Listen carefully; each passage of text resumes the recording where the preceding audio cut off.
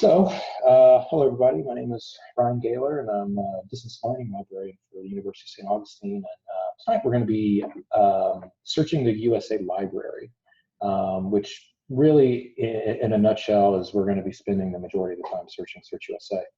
I'm joined tonight by the St. Augustine campus circulation manager, Gemma Rose. She's going to be helping out with questions and the chat and things like that. So I could very well be jabbering on. So if you have a question, of course, you can either ask me or put it in the chat, and Gemma can take care of that thereafter. I also want to say that congratulations to Gemma. She just finished graduate school on Thursday, and so she is now a new librarian. So I'm clapping. Wonderful. Congratulations to Gemma. That's why I decided to put her new master's credentials there in the subject line. So yeah, so I'm really proud of her, and I know she's really happy too. So which is great for you, because tonight you kind of get two for the price of one, which is great. So at any rate, let me go ahead and get started. Like I said, this in a nutshell, we're going to be searching mostly SearchUSA. This webinar is kind of it's a continuation of the basics one that I did last week. If you haven't watched it, that's totally fine. But it's definitely worth a watch if you get the opportunity to. So today like I said, we're going to focus on, going through SearchUSA, looking for articles, and pretty much whatever else you need. For the most part, you'll encounter SearchUSA to begin your research process. So I definitely want to spend a lot of time there tonight, because it is a brand new tool to you all probably. So we're going to spend a little time there. So next slide, to go to the agenda for tonight. So we'll go through. We should be able to go, hopefully, I'm knocking on wood, and I'm going to try to not get bogged down in the minutia, but I'm going to try to get through these things sort of fast, because I would really like to be able to go through talking about PubMed, ProQuest, as well as CINAHL tonight. Now, I usually do entire presentations based on those three databases. So when we do get to them, or if we get the opportunity to spend a little time there, it's going to be more of the kind of like the quick basics for those databases. So yeah, just kind of keep an eye out for that. We're going to talk about creating a research question, identifying search terms, PICO, PCOT if you're a nursing student. They usually add on the T to the PICO method. Combined term searching using search terms when you're working in SearchUSA or in PubMed, ProQuest, and CINAHL. And then, of course, if we get some time to sit down and do a little minor dive into PubMed, ProQuest, and CINAHL, we will most certainly do that. So first thing I like to go through are just some quick announcements. As I always say in these, make sure that you check out our upcoming events section on the library's webpage. This is just for this week, for May 18th through May 22nd. The two that are featured that we have coming up this week, the Quiet Study is one of them. I'll let Gemma kind of talk about that some, and then a game night with Telestrations, which I think I actually played this game with colleagues last weekend. It's actually a lot of fun. So if you need some time just to decompress or something like that, these activities are available. Gemma, tell me a little bit about the Quiet Study. I haven't really had a chance to look into that too much. Is it just students access the link through the library website, and then they can, you know, sort of quiet study with their friends, or if they need help with something? Is that kind of how it works, do you think? That's exactly how it works. But also it's monitored by a librarian so Great. that if you have any questions or you need a little extra help, we're there to assist you. Right, terrific. Yeah. Definitely check it out. It's on the front page of the library's website under upcoming events. So if you get the opportunity to check it out. A related webinar to the one to this one tonight is called Database Searching, Generating Search Terms. It's essentially, it's sort of similar to this, but it applies to um, our to our databases. Of course, ones like PubMed, ProQuest, as well as CINAHL. It goes into more of the goes into the weeds a little bit more as far as you know, generating search terms, and then using those search terms in very creative ways. So if you get the opportunity to, it's a little bit later in the term, so it's going to be on July 28th, which I'm not exactly sure what the day is because it's so far away from now. But anyway, it's scheduled, so check it out under upcoming events. So first things first, how about the research question? So let me preface first. There is no really right way, wrong way to research. Okay, it's everybody has their own way, and in my opinion, as long as that way is successful, then by all means do it. So what I'm going to be covering today are basically strategies to help jumpstart your research project. And so that's why I think that creating a research question definitely kind of sets you on a path to enlightenment, because of the fact that that makes you, you know, kind of focus your research on finding an answer. And so, of course, you don't necessarily have to sit down and create like a research question, because most of you probably, you know, will have already, you know, chosen a topic.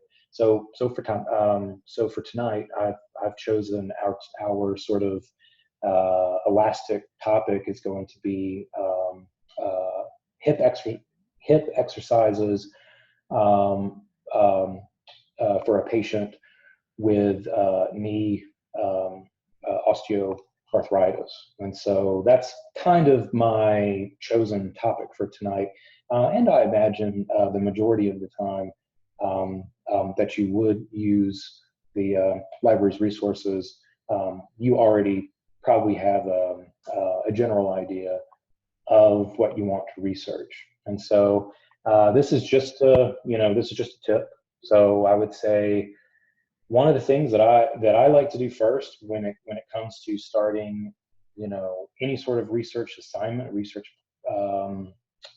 project of any magnitude, is it sounds silly, but it's to truly understand the assignment, its parameters, the rubric, the due date, and things like that, because all of those things do sometimes kind of inform your research process sometimes. So I would say that that's definitely one of the first things that you want to really sit down and say, okay, this is my topic. Let's look at my assignment and let's see if this is a manageable topic. For one, that's definitely something to sit down and think about. There's also, I'm sorry, my youngest is hollering for a second. I'm gonna pause for one moment. We'll be right back. I apologize. Oh, and it looks like I've been saved. So great. Saved by my wife. So great, thank you. So anyway, as far as creating a research question, choosing a topic, one of the things that I typically do when it comes to choosing choosing a brand new topic is I'll just kind of sit down and maybe do just some unguided SearchUSA searches, maybe some Google searches, a Google Scholar, news articles, just to just to kind of get an idea of exactly what's out there. And then, with my topic, I'm going to probably sit down, kind of identify, some of the key points to that topic, and then start thinking about things like the like the who, what, when, where, and why part of my topic. And then, and this is sort of like an imaginary process now, because I came up with this question for us to use tonight. And the question is, are hip exercises an effective addition to the traditional rehabilitation of a patient with knee osteoarthritis? So I kind of, from searching around online a little bit and thinking about and thinking about the topic a little bit, I was able to kind of put down a question that will kind of guide me in the beginning stages of this research assignment project. But also know these things do change sometimes, so it's definitely good to be a little flexible with your research question, but within reason. Next thing is, one of the things is I would say one of the hardest things when it comes to beginning a research assignment, research project, and when you have to locate literature for it, is just choosing the right search terms. I know it sounds simple because we use Google all the time. We sit down, we type in restaurants near me or something like that, then it pops up super quickly, and these results are everywhere. SearchUSA doesn't necessarily work like that, but it does sort of work like that. So if you're doing a project, you may sort of sit down and throw in a couple keywords to see what you can find. But what happens if the keywords that you're putting in are just not computing? And this definitely happens a lot. I don't know about you all, but when I do work with students, whether this is their first term or whether they've been at USA for a while, creating good search terms, it then can definitely be one of the most challenging aspects of a literature search sometimes. And so one of my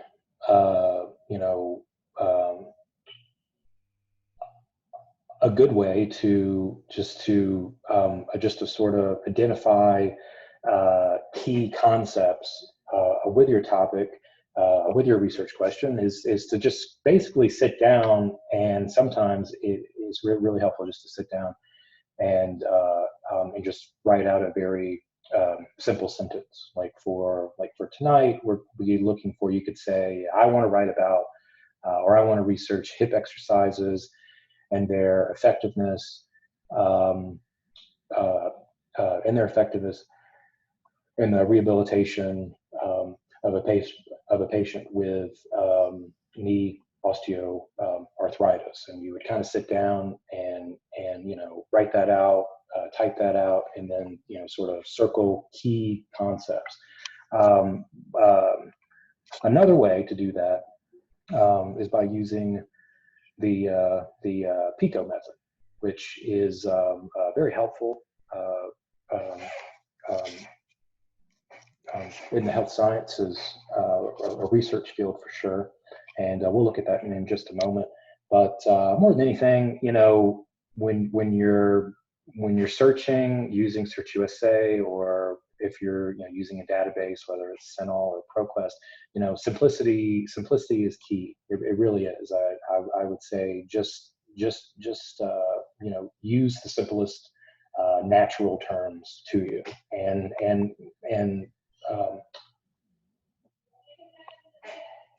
oddly enough, those are usually very successful. So we'll take our research question now and take it over to PICO, which of course PICO stands for, occasionally, it's patient problem, I think sometimes population.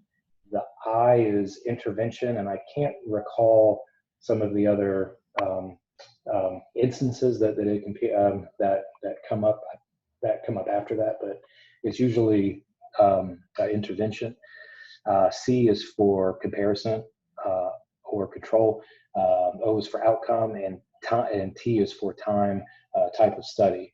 Now, most of the time, especially with our research question that we have here tonight, it's pretty broken down simply. My favorite thing about using PICO is that PICO does a lot of work for you. First, what it does is that it helps you define clinical terms, simply patient problems, and then at the same time, it will help you locate relevant, usable search terms. And so if we were to plug in our research question here, it sort of breaks down where by using this, we've kind of focused, we've pared down some of our keywords and said, okay, so we can basically take these that are entered in here: knee osteoarthritis, hip exercises, rehabilitation, and we can pretty much pick these up, take them over to SearchUSA, and then start searching. And so let me do, I forgot about one thing to do. But before we take those terms over, one thing to consider are also alternate terms, synonyms, and things like that.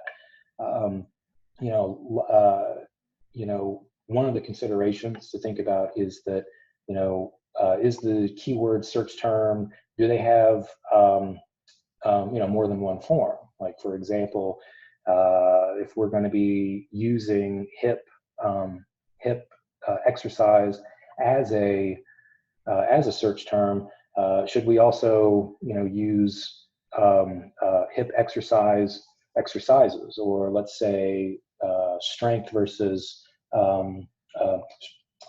strengthening, and words like that. Now, if you come to that follow-up webinar that's in July, there are more advanced ways to accommodate problems like that. The method is called wildcarding, but this is definitely something that you need to think about prior to your searching, as well as while you are searching. Now, a lot of search engines already kind of account for this. For instance, I do know PubMed, in its recent update, will provide additional searches with multiform words, as well as alternate spellings. So, like, for instance, in way that pediatrics, for instance, is spelled in England versus the way that it's spelled here in the States.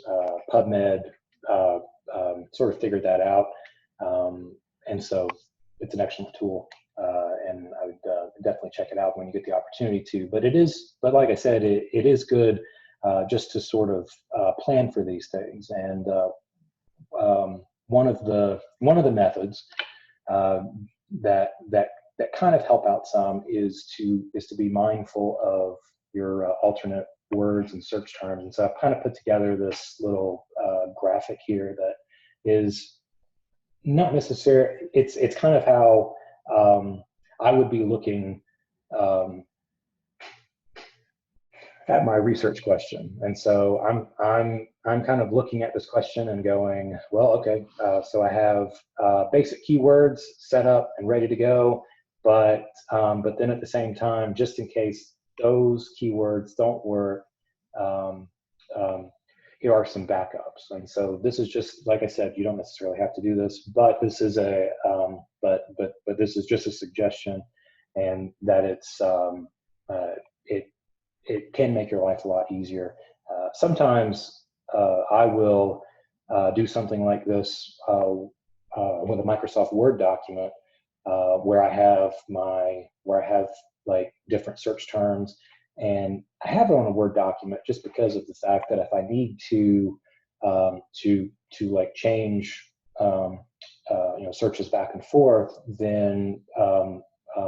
and then what I then can do is just copy and paste terms over.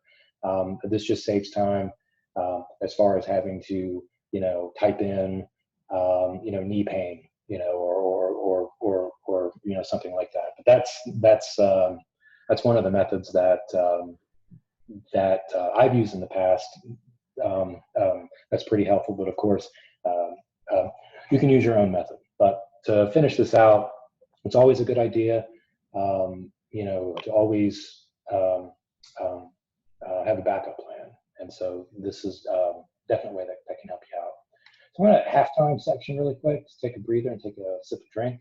Does anybody have any questions just yet? I'm going to switch gears and go right over to SearchUSA now and do some searches and sort of talk about some of the deeper cuts of SearchUSA. Any questions? Gemma, how are we doing?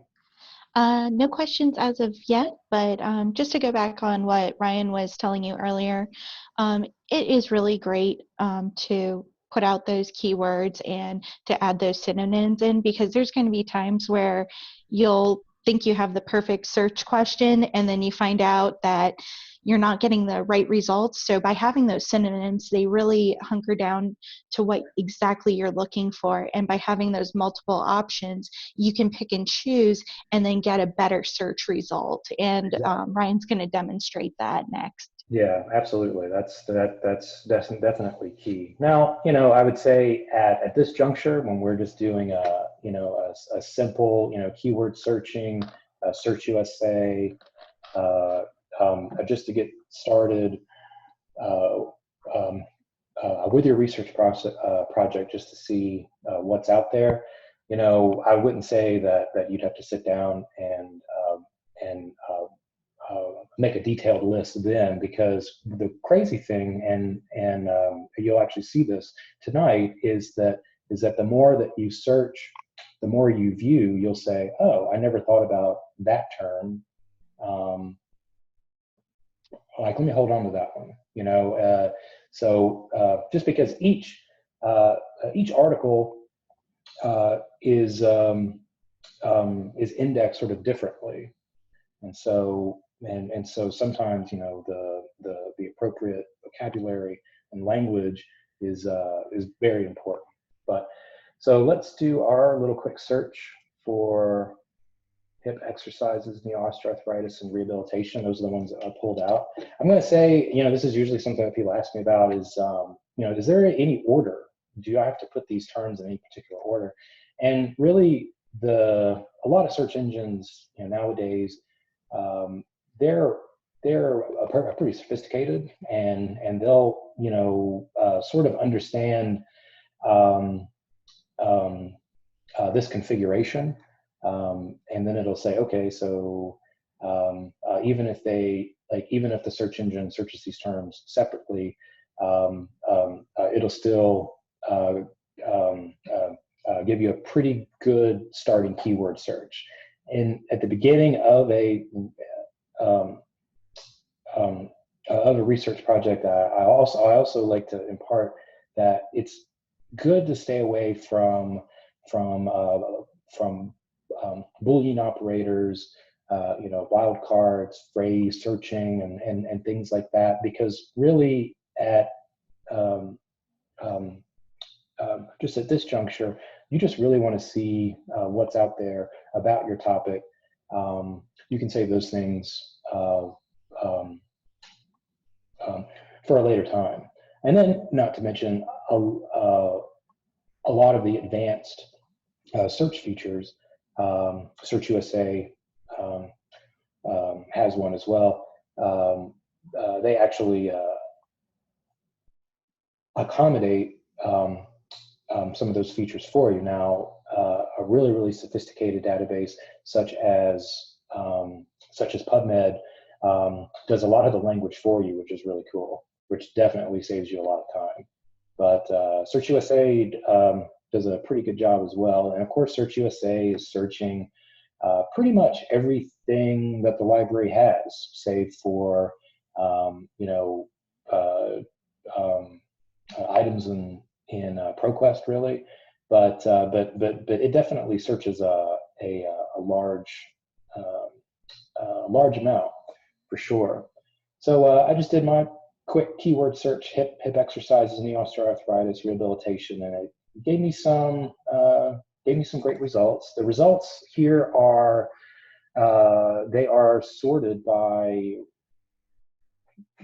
relevance, as you can see right here. Of course, you can change that if you want, but that's its default setting. So it basically, so the search engine sort of looked at our keywords and said, okay, this person must mean this, and so so the results that are pertinent to our search show up at the top, which is helpful. Let's see, other little bits to know. Page options, of course, you can change the way that the page appears.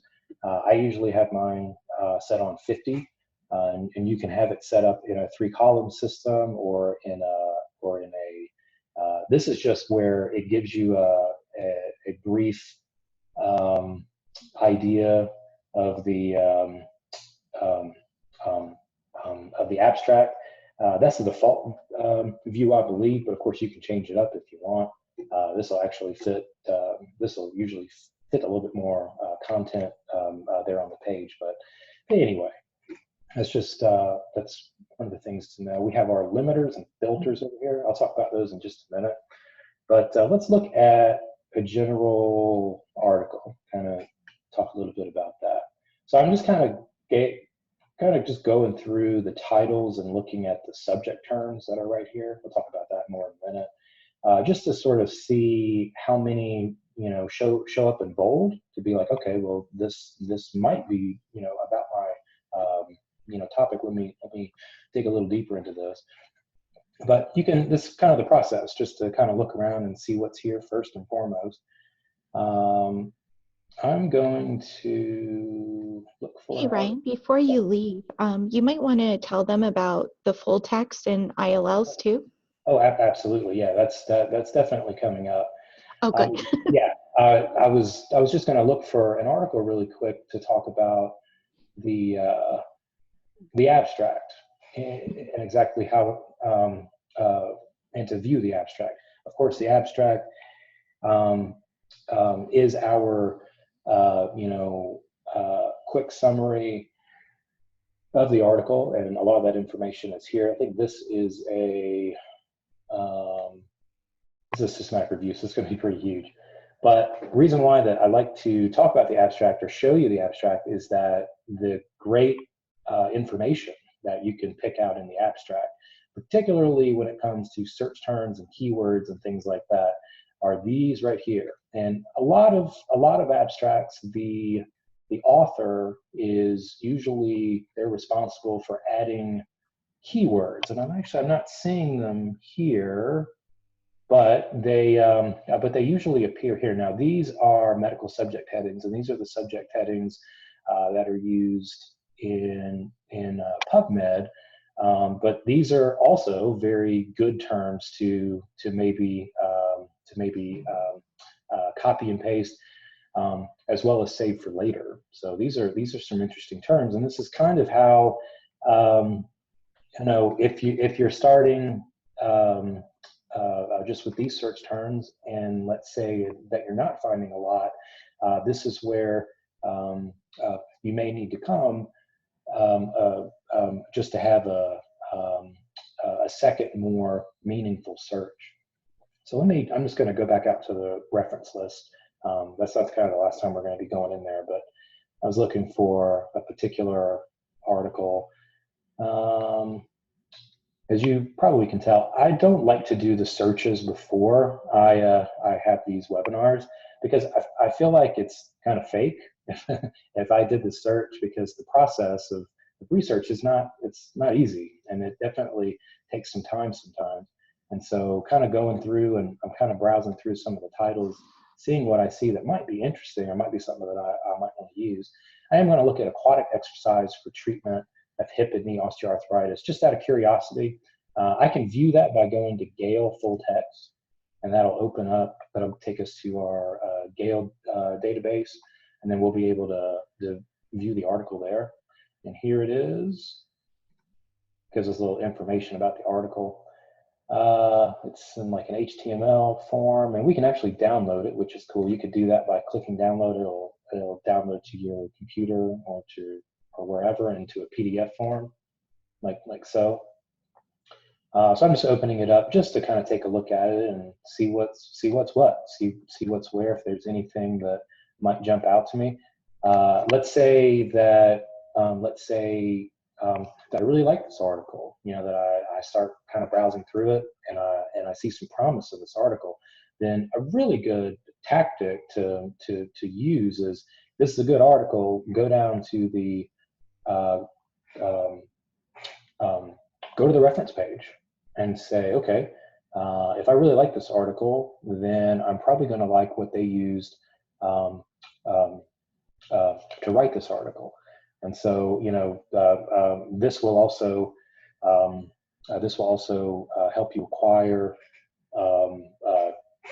diverse literature, as well as maybe fodder for future searches. And so I like to sort of jokingly call it a reference page biopsy, because you're just basically going through here and saying, okay, that looks like I might be interested in that article. Let me copy and paste that title, and then search for it using SearchUSA, and so on. You'll notice as you continue in your studies that the process is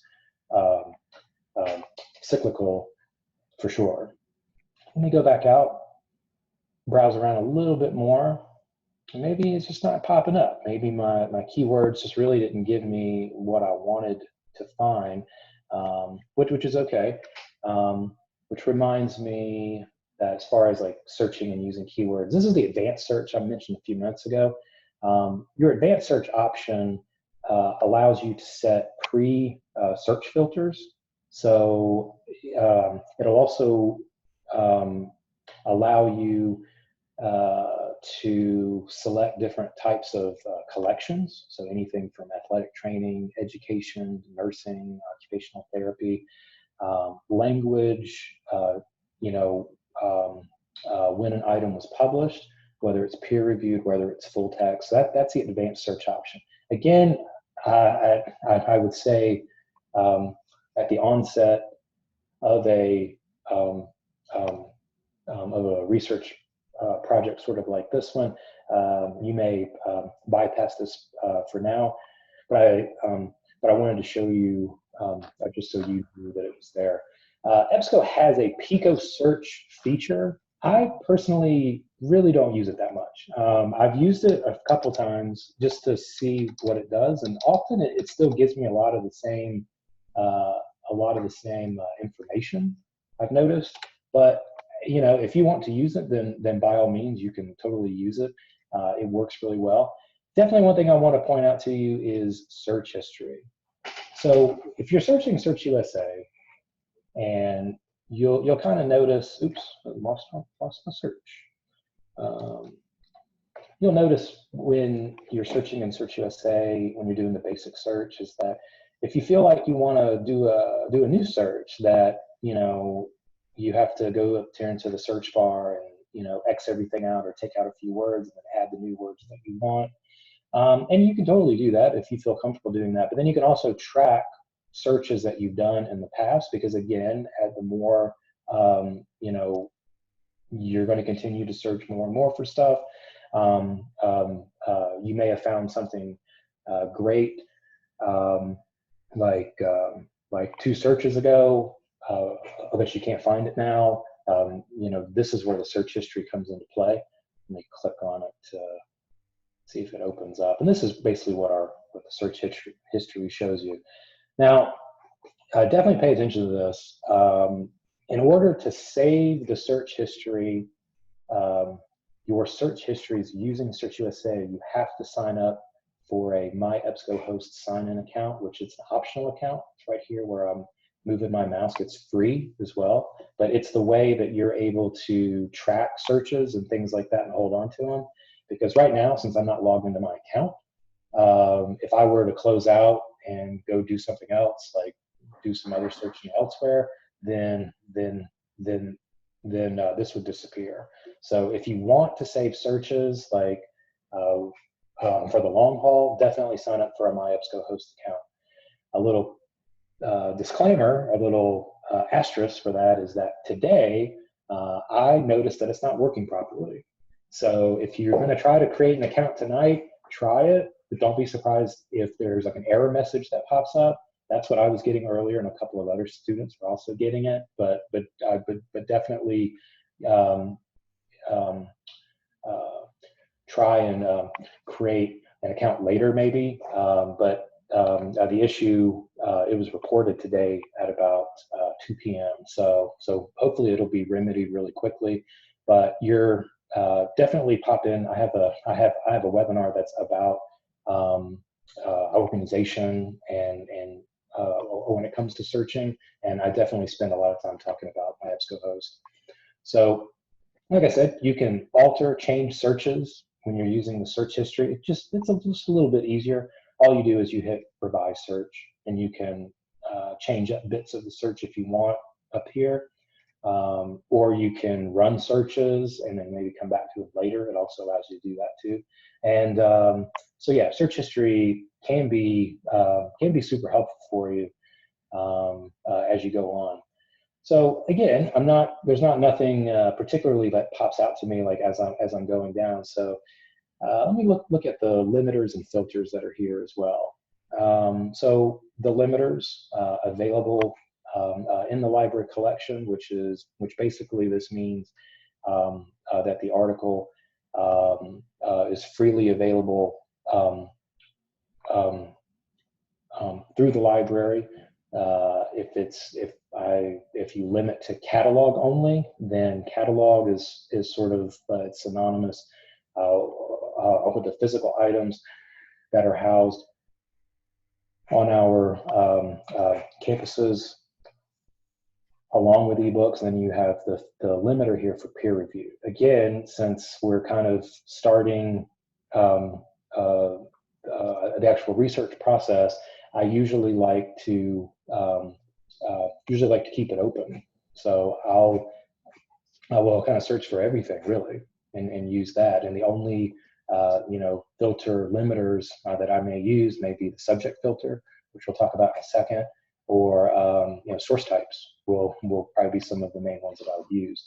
I would say the majority of the time when you're doing an assignment, most of the instructors and faculty probably want information within maybe the last 5 to 7 years, maybe tops. And so, you can add that to that if you wanted to, but it's pretty simple to do that. You can just enter the data in and do that. Now, if you wanted to go ahead and just start looking for peer-reviewed content, like right off the bat, you could do that as well. There's definitely nothing stopping you from doing it, but I'll go ahead and just activate the limiter. And what it does is that when you activate any of these over here, what it does is that it looks at your search terms again, just like it is in the search history here. It looks at your search terms again, and the search engine says, okay, so you want to limit peer reviewed within the last 5 years. So the search engine then runs a brand new search with your search terms with the limiters again. And so we're still pretty wide open. We wanted to really maybe target our search a little bit more. A great tool to use is the subject filter, which is right over here. I'm a big fan of this. And what the subject filter actually does is that the subject filter is, it's the subject terms that were used by the indexers to describe the article. So like it's the indexer language, and so if it's the indexer's language, it's usually the best possible, just because of the fact that it's created to take you to the article as fast as possible. So when you do a subject search, what I usually like to tell students is that doing a subject search is like, like it's putting your keyword search on steroids. And so like for us, our hip exercises, knee osteoarthritis, we're going to look at the different subjects here and sort of zero in on our topic maybe a little bit easier. So physical therapy, of course, exercise, knee, we're going to be focused on that, rehabilitation. You could put in range of motion as well. That might be an interesting one. Exercise therapy, osteoarthritis, care and treatment, knee diseases, I guess that is osteoarthritis. Of course, you can continue on, but what the point of this is that using the subject filter can help you target your searches better sometimes. So I'm going to click update, and again, it's going to run a brand new search with my search terms, with the limiters that we've already added to it. But now what it's doing is it's taking the proper terms and it's saying, and it's applying those to my subject search. So again, what it's intended to do is to give me more a much more meaningful search. So and I think it has, for the most part. I'm kind of scrolling through here, seeing some stuff that might be of use. Let's, of course, if this is an article that you're particularly interested in, you click on it, and to access that article, you're going to go to full text. I might have mentioned this in the basics webinar, but when you see the access points for these articles, they all look different. Some of them look a little different. This one just has this little full text icon, and this one has view record in this particular database, or Cochrane systematic reviews. You can click, or you have one for the PDF full text. Usually when you see ones that already have the PDF full text icon there, that's usually means that the article is pulled from a journal which is affiliated with EBSCO, just because of the fact that it gives you direct contact to the article. So for instance, I just simply click on the PDF full text and it pops up, and which can be sort of confusing, because some students may see, oh, I don't see the PDF full text icon, then I might not have full text access. But that's not the case. Oop, I just lost our search. But we can do that again, because I've had that question before. If that icon isn't there, does that mean that you don't have access to it? No, it's the retrieval path. It's one is directly already has it ready and indexed in full text through SearchUSA, and another one you may have to connect to an outside vendor for, like this one. And yeah, that's pretty much it. The difference is it's usually just one more click. Now, of course, if you see one that pops up like this that you like, and it says request this through interlibrary loan, I think I did this example in basics, but you can, if this is an article you really like, you can click on that, and it will load up the interlibrary loan form that we have here. Of course, just fill it in, first name, last name, email address, any comments that you have, and then all of this additional information. This will be filled in by SearchUSA, and this goes right to us. And again, it usually takes about 0 to 5 business days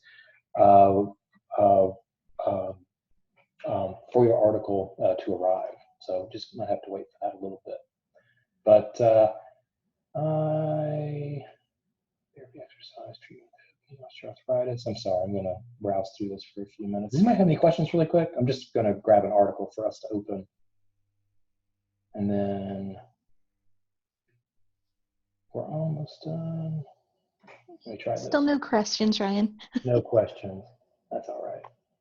So actually what I was going to do, all right, so I was able to find something that's of use, which of course I can save for later to use at another time if I wanted to.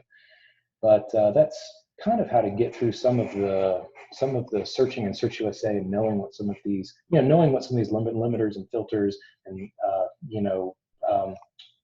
do for you can really help you as you go along. Other filters or publisher, probably one you're probably not going to use very much, I would say. Publication, maybe. I'd say publication is definitely one that you might be interested in to use as a filter. Let's say we're only wanting to pull stuff from maybe the physical therapy journal with our keywords that we have, and that's really what we want to pull from is that particular journal. Actually, this is a really good article for us right here that I was able to pull out. You could choose that from publication, and it'll just filter out articles from physical therapy like this. Like I said, this one's not a bad one to use. But I'm going to deactivate that one so we can look at some of the other ones. Another thing to note, language. Yes, this can pop up from time to time and be really tricky. This does happen as sometimes where you find a really great article and you click on it and you see that, I'm trying to find an example really quickly, but if an article has been translated from another language, what typically happens is that the only thing that's translated sometimes is the title as well as the abstract. And there's an indicator for this as well. Usually when an article is in a foreign language, there will be brackets here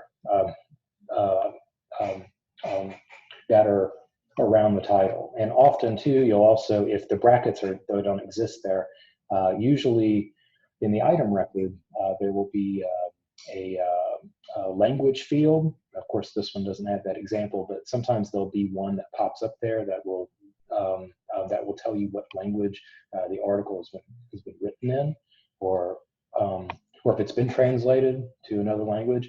But if you wanted to, you could go ahead and just use the English language filter if you wanted to, and of course this would just filter out those that are strictly in English. If you want, I wonder if I can show you an example of it. And it's like it's not. I'll see Portuguese. And sometimes, like I said, it'll be in a foreign language. Sometimes and then the information that shows up in there will also be a foreign language. And I think our language, yes, that's what I wanted to show you. Look for that sometimes. This is definitely a good tip to hold on to. So this, as far as going into the deep dive of SearchUSA, there's a lot more to it, sure, but I would say if you're just getting started, this is will definitely give you a good starting foundation. I do have a few more minutes, and since PubMed and ProQuest are right here, then we can pop over into there really quick and I can show you. The great thing that we have set up with PubMed as well as ProQuest is that if you're searching SearchUSA and the databases in SearchUSA, you can flip open maybe ProQuest by clicking on the little widget there, and it'll open up.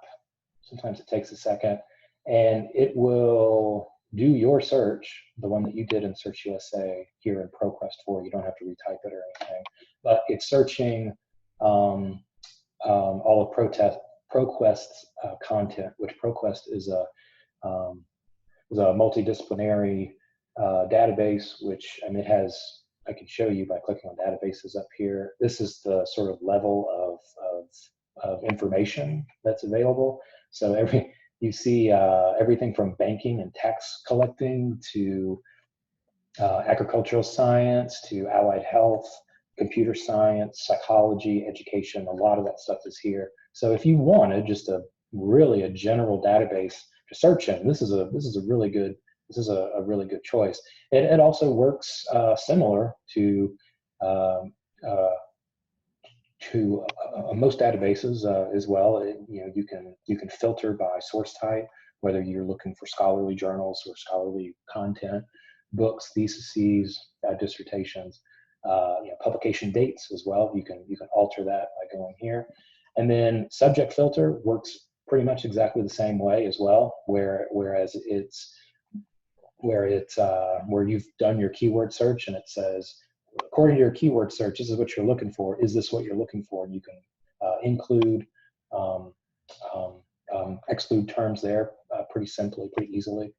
ProQuest is a fantastic definitely one of my favorite databases to use, and I feel like it's one that's definitely not used nearly as much. And part of the problem is because SearchUSA doesn't necessarily search the content that's in ProQuest. So anytime, check it out.